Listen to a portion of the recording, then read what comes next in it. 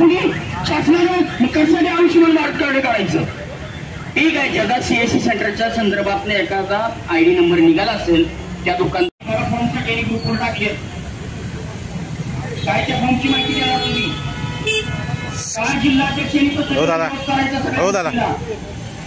हे तरी विचार करा तुम्ही. बघा ते फॉर्म नीट वाचा, त्या फॉर्म मध्ये माहिती काय आहे, कशा पद्धतीने आपण माहिती द्यायची. मग सगळं गुणागत काम एखाद्या गावागत काम करायचं असून आपल्याला काय मिळतंय त्या पद्धतीने कमिशन. आणि या कमिशन वाढीसाठी आपण झगाडतोय मरतोय. आणि एखाद्या लोकांना असेल आता 44,000 रुपयाचा तलाठी कुठला टाकण्यात येत नाही. आता जर प्रत्येकाच्या कार्डवर जर पाठीमाग उत्पन्न बघितलं तर 80,000 90,000 गरीब मुलाला जर चालवाय दिलं तर त्या दुकानदाराला पण 2 पैसे मिळतील आणि त्या तालुक्यातल्या त्या गावातल्या एका सुशिक्षित तरुणाला सुद्धा 2 पैसे मिळतील. असं काहीतरी आपण केलं पाहिजे. तर आपलं मी सीएससी सेंटर मधलं मी आयुष्यमान भारत कार्ड एवढी काढली, तुमचा ताई केवायसी एवढी केली, काय झेंडा लावला तुम्ही? कशासाठी झेंडा लावता तुम्ही? काय मिळतं तुम्हाला त्याच्यात? कशासाठी हे सगळं करायचं आपण? आपल्याला काहीतरी मोबदला मिळायला पाहिजे का नको? आपण एवढी कामं करायची, आपण एवढी जीवतोड. आता मगाशी प्रत्येक तालुक्याच्या ठिकाणी हे धरणे आंदोलन करण्यात येत आहे. त्याप्रमाणे सातारा तालुक्यामध्ये आज आपण तहसील कार्यालयाच्या आवारात हे धरणे आंदोलन करत आहोत. हे धरणे आंदोलन कशासाठी आहे?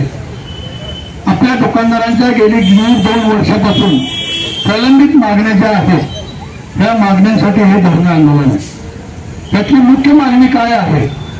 2018 सालापासून आपल्याला प्रति क्विंटल 150 रुपये, किलोला 1.5 रुपये कमिशन मिळते.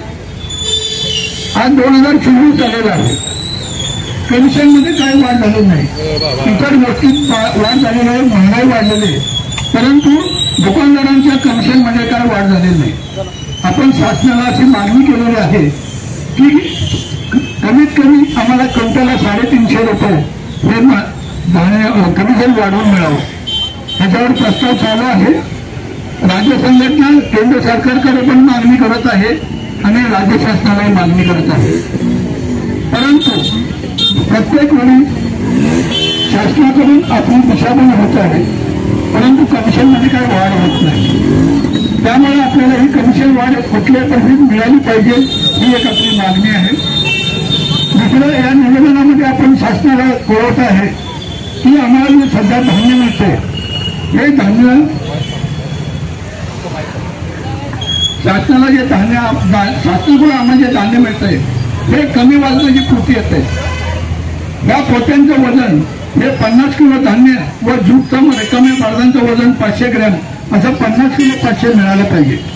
परंतु अनेक वेळा जिल्हाधिकारी कार्यालय, तहसील कार्यालय यांना निवेदन देऊन सुद्धा आम्हाला प्रत्येक कट्ट्यामागे प्रत्येक क्विंटलला 1 किलो ते अर्धा किलोचं धान्य कमी येतं. म्हणजे धान्य कमी आल्यानंतर आम्ही दुकानदारांनी करायचं काय? सगळ्यात हा मोठा प्रश्न आमच्या पुढे पडत आहे. आम्हाला तुम्ही 50 किलो आणि 500 ग्रॅम असल्याप्रमाणे 50 किलो 500 स्टँडर्ड आम्हाला वजन मिळावं. दुसरं, एफसीआय मधून जे डायरेक्ट वाहतुकी जिल्ह्यामध्ये येत आहे, जिथे नगरपालिका हद्द आहे त्या ठिकाणी एफसीआय मधून डायरेक्ट वाहतूक येते. हे धान्य सुद्धा आम्हाला वजन करून नीट मिळत नाही. त्यामध्ये सुद्धा 1 किलो ते 2 किलोचा फरक पडतो. मग हे आम्हाला 50 किलो स्टँडर्ड करून का देत नाही? तर ते आम्हाला स्टँडर्ड करून मिळावं. दिवसेंदिवस दुकानदारांचं उत्पन्न कमी होत चाललेलं आहे.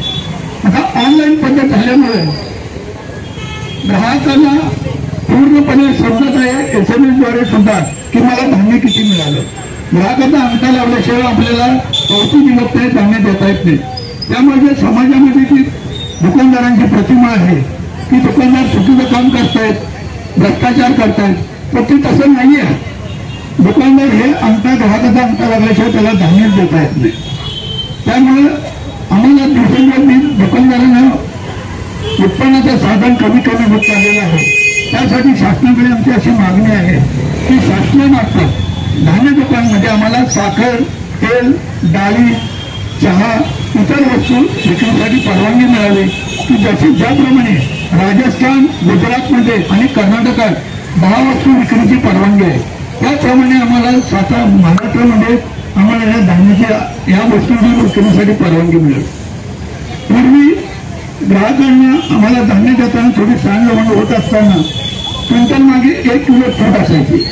परंतु गेल्या 2-3 वर्षात ही तूट घालण्यास आम्हाला बंद करण्यात आलेली आहे. आमची अशी मागणी आहे की नैसर्गिक मागणी आहे की धान्य देताना सांगवण होते, पोटातून कमी जास्त होतो, तर प्रत्येक पूर्वीप्रमाणेच आम्हाला प्रति क्विंटल 1 किलो तूट देण्यास परवानगी मिळावी आणि त्याप्रमाणे शासनाने आदेश काढण्यात आला. सगळ्यात महत्वाचं म्हणजे आम्हाला दिवसेंदिवस वेगवेगळी शासनाकडून कामं सांगितली जातात. सध्या KYC करण्यासाठी आम्हाला सक्ती केली जात आहे. शासनाकडे आमची म्हणणं असं आहे की आम्ही शासनाचे प्रतिनिधी आणण्याचं काम करतोय, तर आम्हाला त्याचा मोबदला मिळावा. प्रति कार्ड प्रत्येक दुकानदारास प्रति कार्ड हे KYC साठी कमीत कमी 50 रुपये मिळावेत ही आमची मागणी आहे. आज KYC करण्यासाठी महासेवा केंद्रात जर एखादा ग्राहक गेला तर तिथे 50 रुपये घेतात आणि ग्राहक देतात. मग दुकानदारांना काय मिळून येत? या दुकानदारांच्या अडचणी शासनाने समजून घ्याव्यात. आमच्या शासनाला एकच म्हणणं आहे की आमच्या या मागण्या लवकरात लवकर आपण सर्व पूर्ण कराव्यात. अन्यथा येणाऱ्या विधानसभा इलेक्शनमध्ये आम्हाला वेगळा विचार करावा लागेल अशी आम्ही शासनाला कळकळीची विनंती करतो. आणि दुकानदारांच्या व्यथा आम्ही आपल्यापुढे मांडत आहोत. या माध्यमातून फक्त शासनाने जोरानुसार म्हणून आमच्या मागण्या मान्य कराव्यात ही आमची विनंती आहे. जय हिंद, जय महाराष्ट्र, जय सरकार. रेशन दुकानदार संघटनेचा, रेशन दुकानदार संघटनेचा जय हिंद, जय महाराष्ट्र.